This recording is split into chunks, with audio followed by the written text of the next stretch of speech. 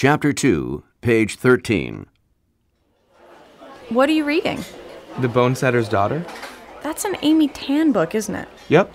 Oh, I love Amy Tan. Have you read any of her other books? Yeah, most of them. I've read... Which one was your favorite? I don't know. I like them all. This one's pretty good.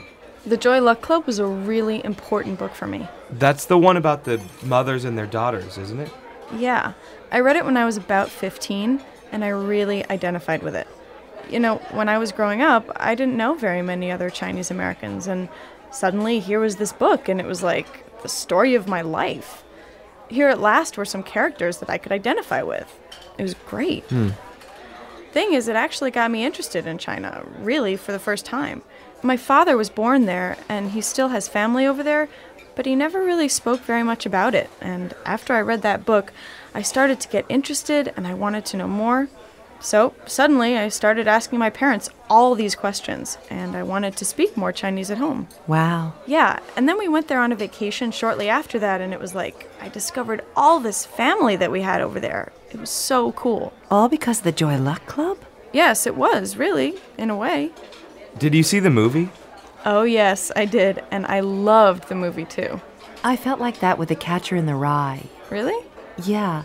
I know it's a really typical teenage book that everybody has to read in high school, but it was a bit like what you felt. You know, you feel that no one understands you, and suddenly you read a book that just describes exactly your experience. The kid in the story, what's his name? Holden Caulfield. Holden Caulfield, that's right.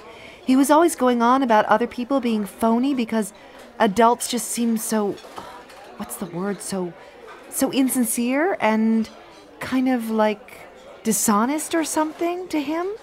That's really how you feel at that age, I think. At least that's how I felt. Did you read it in high school? Yeah, and I remember it was the first time I ever liked a book that I had to read for school. After that, I actually got interested in English classes. The first book that I remember was Treasure Island. Treasure Island? Really? Yeah, when I was little, we'd go to visit my grandparents in Brooklyn on Sundays, every Sunday. And the adults would have a big lunch and talk, and I'd be really bored. But they had a lot of books, so one day I started to look through the books, and I noticed Treasure Island because it had these great pictures of pirates and ships and desert islands. The illustrations were beautiful. Yeah. And then I started to read the story, and I was hooked. And after that, I'd pull out that book every Sunday and read it. It must have been at least a year. When I was done, I just started all over again because it was quite difficult, so a year later I understood a lot more. I can still see some of those pictures. I've never read It just really appealed to my imagination. For years after that, I used to play pirates and look for buried treasure. That was all I wanted to do. That's why books are so great for kids. They open up a whole world of possibilities to you.